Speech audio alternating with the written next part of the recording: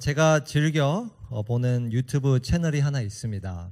얼마 전에 저는 초기 때부터 좀 봤는데요. 얼마 전에 100만 구독자를 돌파하여서 나름 제 채널도 아니지만 뿌듯했습니다. 예, 어떤 채널이냐면 셜록 현준이라는 채널입니다. 한 번쯤 보셨을 것 같은데 건축가인 유현준 님의 채널인데 초기 때부터 거의 많이 챙겨본 것 같아요. 100%다 챙겨보진 않았지만 많이 본 것 같습니다. 그분이 이렇게 갖고 있는 건축 철학 중에 하나는 이런 표현을 자주 하십니다. 건축은 단순히 건물을 디자인하는 것이 아니라 관계를 디자인하는 것이다. 건축은 건물만 디자인하는 게 아니라 관계를 디자인하는 것이다.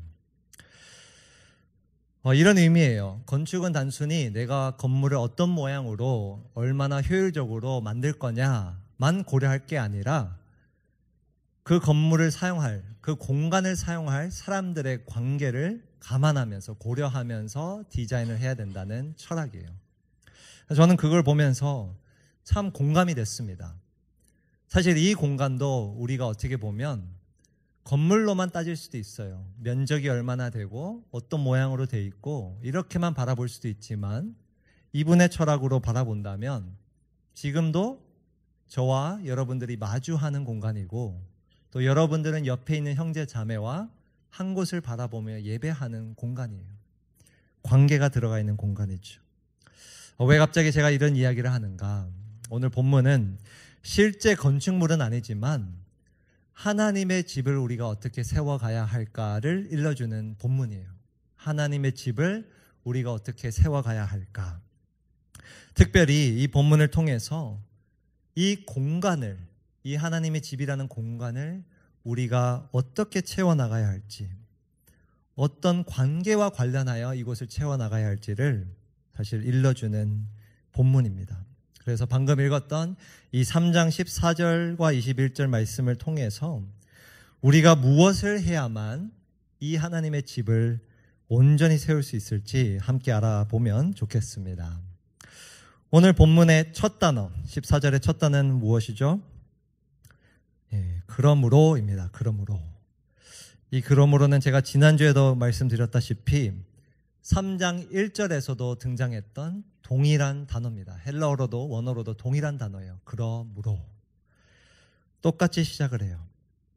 그리고 지난주에 말씀드린 것처럼 3장 1절에서 13절 오늘 본문의 직전 본문은 사실 전체 편지의 흐름상 잠시 벗어나서 레비트레이처럼 잠시 벗어나서 이야기를 했다가 오늘 본문 14절부터 다시 그 흐름이 돌아옵니다. 따라서 오늘 본문의 이 그러므로 14절의 그러므로는 직전의 내용과 관련이 있다 하기보다는요. 사실 2장 끝부분과 관련되어 보아야 합니다. 순서상은 3장 13절과 연관되어 있는 것 같지만 내용상 보면 의미상 보면 2장 끝부분과 관련된 그러므로입니다. 우리가 너무 오래되었기 때문에 복습 차원에서 2장 19절에서 22절, 네 구절인데요. 이것도 제가 한 구절, 여러분이 한 구절 이렇게 한번 읽겠습니다. 그러므로 이제부터 여러분은 외국 사람이나 나그네가 아니요 성도들과 함께 시민이며 하나님의 가족입니다.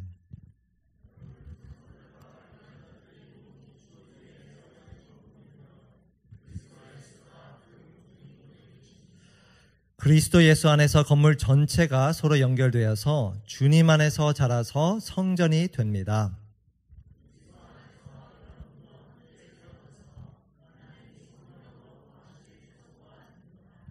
네, 우리가 2주 전 본문으로 넘어가 보면요. 끝부분에 2장 끝부분에는 어떤 이야기가 나왔는가 19절부터 다시 한번 보면 하나님의 가족 그리고 제가 좀 풀이해서 설명드렸는데요. 가족이라기보다는 하나님의 집안, 집이라는 단어에서 가까워요. 혈육으로만 관계된 가족이 아니라 모든 신분, 모든 혈육을 넘어서 인종을 뛰어넘어서 하나님 안에서 하나 된 그 가족이에요. 하나님의 집이죠. 그 집을 언급하며 21절, 22절 특별히 여러분들이 보시면 그 건물 전체가 서로 연결되어서 그 집이 서로 연결되어서 주님 안에서 자라서 무엇이 된다고 하죠? 성전이에요. 성전. 성전은 풀이하면 하나님이 임재하시는 곳입니다. 하나님이 임재하시는 곳. 그리고 22절에 넘어가 보면 그리스도 안에서 여러분도 함께 세워져서 이 집이 함께 계속 세워져서 하나님이 성령으로 거하실 초소가 된다 이야기하고 있어요. 하나님이 성령으로 임재하시는 곳이라는 뜻이에요. 하나님이 임재하시는 곳. 그런 내용이었는데요. 이 비슷한 내용이 오늘 본문에 또 등장합니다. 19절 하반절을 보시면 이렇게 적혀 있어요. 그리하여 하나님의 온갖 충만하심으로 여러분이 충만하여지기를 바랍니다. 사실 이 구절만 놓고 보면 2장 21, 22절과 전혀 상관없는 내용 같지만 매우 비슷한 의미입니다. 하나님이 온갖 충만하심으로, 이건 쉽게 풀이하면 하나님이 온전하게 임재하시는 이런 뜻이에요. 아까 우리가 본 성전, 성령으로 거하시는 초소, 이 뜻과 동일합니다. 하나님의 충만하심으로 여러분이 충만하여지기를 바랍니다. 무슨 말인가? 여러분이, 단수가 아니에요 여러분, 복수의 여러분이, 즉 이 여러분은 하나님의 집을 가리키는 거예요. 하나님의 집인 여러분이 하나님의 임재로 가득하기를 바랍니다 라고 사도 바울이 이야기하는 거예요. 풀이에서 보면 하나님의 집이 온전히 세워지기를 바랍니다 이런 뜻입니다. 그런 내용의 본문이에요. 오늘 본문이 2장과 연결해서 보면. 그런데 이 본문이 어떻게 시작했는가 14절로 다시 넘어가 보면요. 그러므로 나는 아버지께 무릎을 꿇고 빕니다. 이게 무슨 말일까요 여러분? 무릎을 꿇고 빕니다. 한 단어로 뭐죠? 뭘 하는 거죠 사도 바울이? 기도예요. 기도를 하는 거예요. 사도 바울이 에베소 교회를 위해서 기도하는 거예요.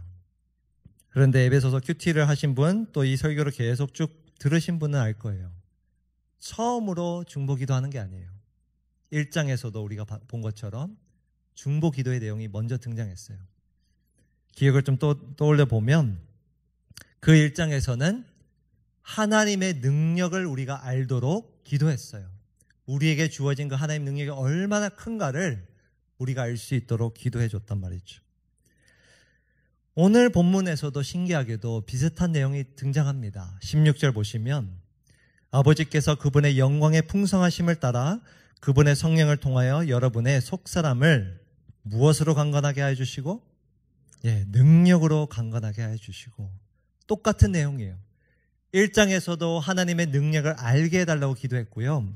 오늘 본문에서도 그들을 위해 기도한다 하면서 여러분의 속사람을 능력으로 강건하게 하여 주기를 기도한다는 거예요. 동일한 하나님의 능력에 대한 내용이지만 오늘 본문은 조금 그 핵심이 다릅니다. 17절로 넘어가 보시면 이렇게 또 이야기합니다. 믿음으로 말미암아 그리스도를 여러분의 마음속에 머물러 계시게 하여 주시기를 빕니다. 자, 16절, 17절의 문법적인 관계를 우리가 잘 이해해야 돼요. 사실 세 번역에 이 접속사 하나가 좀 아쉽게 번역됐는데요. 16절 마지막 단어 주시고를 여러분들이 한번 제가 나눠드린 그 노트에다가 주셔서로 한번 바꿔보십시오. 주셔서. 사실 원어의 의미를 더 살리면 이런 뜻이에요. 그 한 단어만 제가 바꿔서 16절, 17절을 읽겠습니다. 아버지께서 그분의 영광의 풍성하심을 따라 그분의 성령을 통하여 여러분의 속사람을 능력으로 강건하게 하여 주셔서, 사도 바울은 단순히 능력을 알도록 기도하는 게 아니고 이번에는 그 능력으로 강건하게 하여 주셔서 믿음으로 말미암아 그리스도를 여러분의 마음속에 머물러 계시게 하여 주시기를 빕니다. 3장에 들어와서 그가 하는 중보 기도의 내용의 핵심이 달라요. 단순히 하나님의 능력을 알도록 기도하는 게 아니라 그 능력으로 우리가 힘입어서 결론은 무엇인가? 17절이에요. 그리스도를 여러분의 마음속에 머물러 계시게 머물러 계시게 해달라고 기도하는 겁니다. 이게 핵심이에요. 왜 하나님의 능력을 다시 한번 사도 바울이 강구하고 있는가? 그것은 우리 안에 예수 그리스도께서 머물러 계시게 하기 위해, 풀이해서 혹은 지역한다면 이런 뜻이에요. 우리 마음 가운데 이사와서 정착할 수 있도록, 이런 뜻이에요. 정착할 수 있도록 하기 위함이라는 거예요. 여러분, 이 17절에서 그리스도가 마음속에 머물러 계신다라는 이 표현을 올바로 이해할 필요가 있습니다. 이거는 단순히 저와 여러분들이 처음 예수님을 영접했을 때, 구원받았을 때 처음으로 이사와 주신 것을 이야기하는 게 아니에요. 왜 이미 믿고 있는, 이미 이사 온, 예수님이 그들 마음속에 이사 온 그들을 위해 이런 기도를 할까요? 그 사건을 이야기하는 게 아닙니다. 이거는 시제로 보면 현재 진행형이에요. 무슨 말이냐면 예수님이 한 번 처음에 이사 온 것을 이야기하는 게 아니라 계속해서 그 마음속에 사는 것을, 거하는 것을 이야기하는 표현이에요. 그 기도 제목이에요. 사도 바울은 지금 그들을 위해 다시 한번 기도하며 무엇을 간구하고 있는가? 그들이 하나님의 능력을 입어서 그들의 마음속에 단번이 아니라 지속적으로 예수님이 거하시도록 기도하는 겁니다. 이게 1번 대지 첫 번째 우리가 하나님의 집을 세우기 위해 해야 될 일이에요. 뭐냐면 하나님의 집을 세우기 위해서 그리스도께서 내 마음 가운데 지속적으로 거하셔야 된다는 의미예요. 지속적으로 거하셔야 합니다. 우리가 머무는 공간을 이 시간 한번 떠올려 보면 좋겠어요. 목장에 가서도 한번 나눔을 해도 좋겠는데요. 여러분들은 지난 한 주간, 아니 어제 하루 어느 공간에서 제일 많은 시간을 보냈나요? 아마 학교에서, 또 직장에서, 또 오고 가는 그 길에서, 자동차가 됐든 버스가 됐든 지하철이 됐든 곳곳에 우리는 살아갑니다. 공간을 머물러요. 그런데 우리가 가장 많이 머무는 곳은 어디죠? 집입니다. 물론 이 현대 사회는 집보다 학교, 집보다 직장을 더 오래 머물게끔 하지만 우리가 가장 많이 머무는 곳은 바로 집이에요. 이 집. 내가 머무는 그곳이, 내가 가장 머무는 그곳이 내 공간이 되는 거예요. 이와 같이 우리 마음속에 예수님께서 지속적으로 머무신다면, 그냥 단순히 방문 정도가 아니라 계속해서 머무신다면, 그곳에서 사신다면, 거하신다면 내 삶 곳곳에서 그분의 흔적이 드러날 수밖에 없어요. 정말로 예수님이 내 마음 가운데 지속적으로 머무신다면 내가 거하는 그곳에 어디가 되었든 그분의 흔적도 발견되기 마련입니다. 그런데 문제는 무엇인가?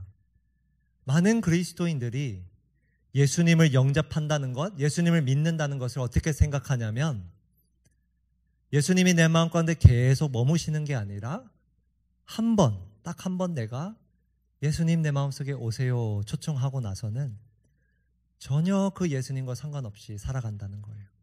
그렇게 예수님을 믿는다는 신앙생활을 오해합니다. 그러나 성경적으로 보면, 오늘 본문을 보면 예수님을 영접하고 믿는다는 것은 단 한 번의 초청으로 끝나는 것이 아닙니다. 한 번 이사 오셨으면 그곳에 계속해서 머무는 것이 진정한 믿음이고 신앙이에요. 그래서 17절에 믿음으로 말미암아 그리스도가 우리 마음속에 머문다고 이야기하는 거예요. 믿음으로 말미암아. 우리가 하나님의 집을, 이 집을 온전히 세워나가기 위해서는 가장 먼저 예수님을 우리 마음속에 지속적으로 머물도록, 거하시도록 그렇게 해야 합니다. 그게 첫 번째예요. 자, 그런데 여러분, 예수님이 내 마음속에 지속적으로 머문다는 것을 우리가 실제적으로는 어떻게 알 수 있을까요?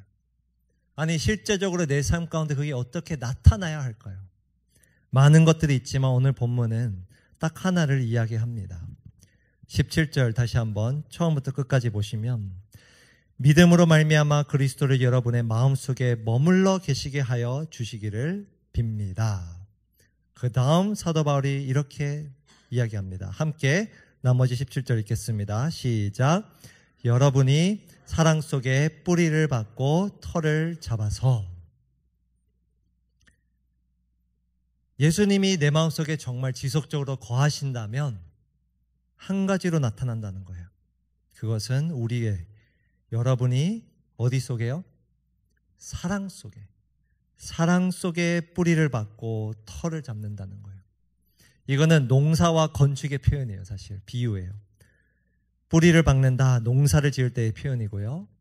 털을 잡아서 건축할 때의 표현이에요. 쉽게 말하면 기초를 닦는다는 거예요. 두 가지 비유지만 결국 같은 말이에요. 무슨 말인가?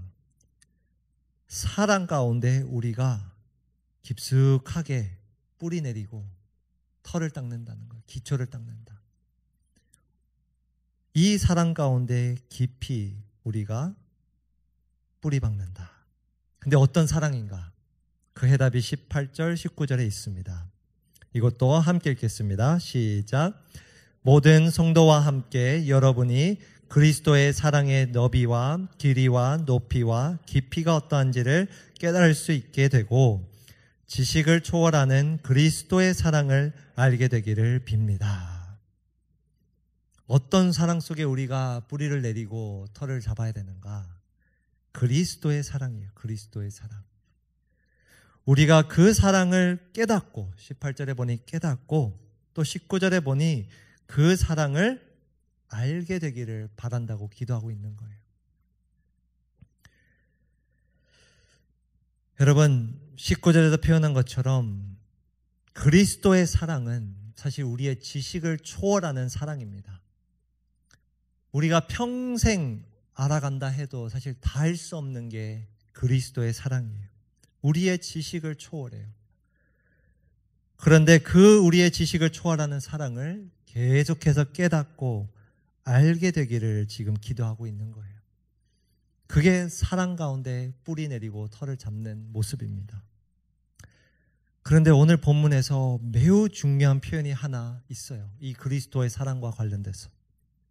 어떤 단어인가? 18절에 보시면 그냥 그 사랑을 알아가라고 하지 않습니다. 그냥 깨달아라고 하지 않아요. 수식어가 붙어요. 모든 성도와 어떻게 해요? 모든 성도와 함께. 모든 성도와 함께 이 사랑을 알고 깨달으라고 이야기하는 거예요. 이 함께라는 단어는 2장에서부터 계속해서 반복되어 온 표현이에요. 아까 우리가 본 2장 끝부분에 있는 9절에서도 여러 번 이미 반복되었습니다. 사도 바울이 다시금 이야기하는 거예요. 이 하나님의 집을 우리가 어떻게 세워갈 수 있는가? 그냥 나 혼자서만 그리스도의 사랑을 이론적으로 알아가는 게 아니라 중요한 건 이거예요, 여러분. 그리스도의 사랑을 내 옆에 형제와 자매와 함께 알아가는 거예요. 그게 핵심이에요. 풀이하면 어떤 뜻인가? 사도 바울은 이렇게 우리에게 권면하는 거예요. 아니 명령하는 거예요. 우리의 지식으로 다 알 수 없는 그 사랑을, 끝이 없는 그 하나님의 사랑, 그리스도의 사랑을 이 안에서, 이 공동체 안에서 형제 자매와 함께 진정 맛보라는 이야기예요. 경험하라는 거예요. 그냥 우리의 머리로만, 이론적으로만 그 사랑을 아는 게 아니라 이 안에서 함께 알아가라고 이야기하는 겁니다. 그래서 한 신학자는 이 구절에 대해서 이렇게 풀이해 줬어요. 개인의 경험이 아니라 바로 공동체를 통해 그리스도의 사랑을 진정 이해할 수 있다. 여러분, 우리가 아무리 성경 공부를 하고 나 혼자서 기도하고 성경을 읽어도요, 그리스도의 사랑은 깨닫는 데는 한계가 있습니다. 우리의 지식을 초월해요. 그래서 사도 바울은 이렇게 권면하는 거예요. 우리 안에서 함께 그 사랑을 알아가고 깨달으라고. 이 공동체를 통해서 그 사랑을 진정 경험하고 그 깊이와 너비와 높이를 알아가라고 권면하는 것입니다. 이렇게 될 때 어떻게 되는가? 19절 말씀입니다. 우리 한 목소리로 마지막으로 한 번 더 읽겠습니다. 시작. 지식을 초월하는 그리스도의 사랑을 알게 되기를 빕니다. 그리하여 하나님의 온갖 충만하심으로 여러분이 충만하여지기를 바랍니다. 여러분, 오른 본문 짧은 말씀이지만 이 내용을 잘 보십시오. 사도 바울이 그들을 위해 기도하며 하나님의 능력을 언급하지만 핵심은 그리스도가 우리 안에 머무는 거예요. 그리고 그리스도가 우리 안에 거하시는 것은 어떻게 나타나는가? 우리가 함께 그 사랑을 알아가는 모습이에요. 그렇게 할 때에 어떻게 되는가? 19절 다시 한번 보면 그리하여 하나님의 온갖 충만하심으로 여러분이 충만하여지기를 바랍니다. 달리 말하면 여러분이 하나님의 집으로 온전히 세워지기를 바랍니다. 라고 사도 바울이 오늘 기도하는 거예요. 오늘 2번 대신데요. 하나님의 집을 세우기 위해 우리가 또 무엇을 해야 하는가? 바로 그리스도의 사랑을 함께 더 알아가야 합니다. 함께 더 알아가야 돼요.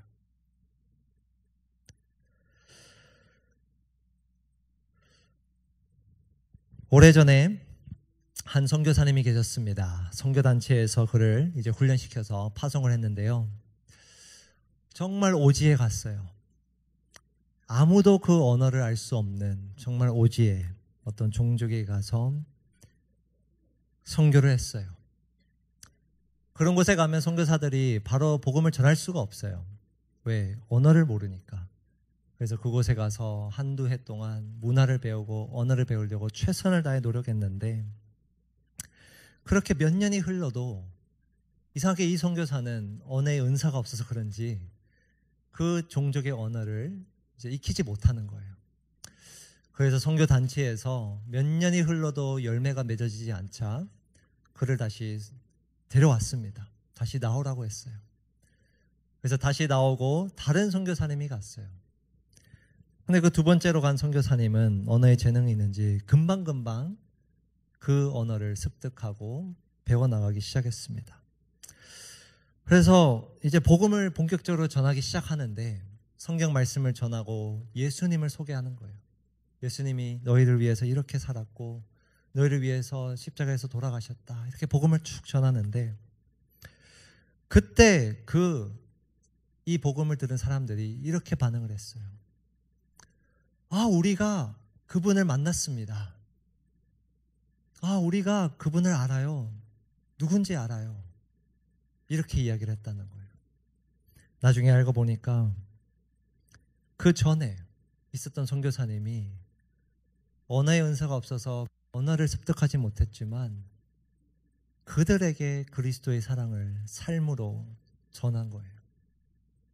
그들은 직접 그 언어로 복음은 듣지 못했지만 이 선교사님의 삶을 통해서 행동을 통해서 모습을 통해서 예수님을 보았던 거예요.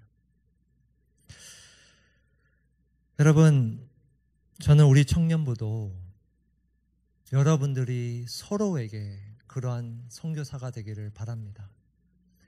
꼭 내가 말로써 그리스도의 사랑을 전하지 못한다 할지라도 여러분들 옆에 있는 형제 자매의 모습을 통해 그 삶을 통해서 우리의 관계를 통해서 그리스도의 사랑이 점점 더 알아가고 깨달아질 수 있는 공간이 되기를 기도해요. 이 공간이. 서두에서도 말씀드린 것처럼 건축물은 단순히 이 물리적인 공간이 아니에요. 하나님의 집도 마찬가지예요. 하나님의 집은 어떻게 온전히 세워지는가? 이 물리적인 공간을 점점 더 커져갈 때 세워지는 게 아니라 이 안에 있는 저와 여러분들이 서로를 통해서 함께 그리스도의 사랑을 알아갈 때 하나님의 집은 진정 세워지는 것입니다. 이게 오늘 본문 말씀이에요. 이제 새생명 축제가 얼마 남지 않았는데 기도를 하게 됩니다. 특히 이번 주에 이 말씀을 준비하며 이런 기도 제목이 저에게 새로 생겼어요. 뭐냐면 2주 후에 3주 후에 몇 명의 VIP가 저 문을 통해서 들어올지 모르겠지만 그들이 이곳에 올 때 우리 청년부를 경험할 때 적어도 제가 하는 설교 다 알아듣지 못할지라도 제가 전하는 복음 다 알아듣지 못할지라도 저와 여러분을 통해서 그들이 세상에서 경험할 수 없는 그리스도의 사랑을 조금이나마 경험할 수 있기를 기도하고 있어요. 그런 하나님이 집이 되면 좋겠어요, 여러분. 도전드리고 싶어요, 여러분. 여러분들 마음 가운데 이 시간 이 말씀 앞에서 돌아볼 때 정말 예수님이 내 마음 가운데 얼마나 머물고 계신지, 아니 여러분들이 예수님을 얼마나 초청하고 계신지, 수년 전에 내가 경험했던 그 수련의 장소에서 단 한 번 예수님을 초청하고 더 이상 마음문을 열지 않고 닫은 것은 아닌지 이 말씀 앞에서 보면 좋겠어요. 그리고 정말 여러분들이 예수님의 사랑을 하루하루 더 깊이 알아가고 있는지 이 말씀 앞에서 돌아보면 좋겠습니다. 혹 그 사랑을 알아가고 깨달으는 것이 그 걸음이 멈췄다면,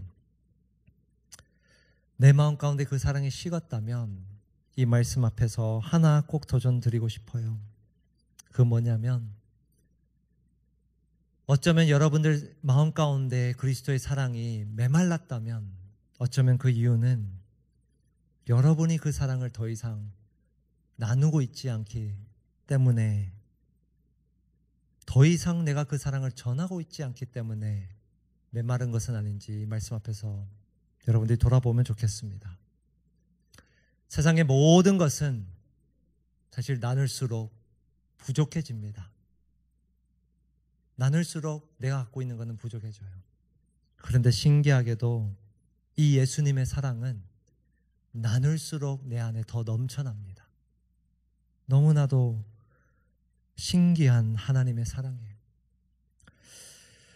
오늘 이 말씀 앞에서 정말 내 마음 가운데는 예수님이 얼마나 머물고 계신지, 그리스도의 사랑이 얼마나 더 깊이 깨달아지고 내가 더 알아가고 있는가를 우리가 한번 돌아보며 오늘 말씀처럼 내가 정말 옆에 있는 형제 자매와 함께 이 사랑을 알아감으로 이 하나님의 집을 온전히 세워가는 우리 청년부가 되길 주님의 이름으로 축복합니다.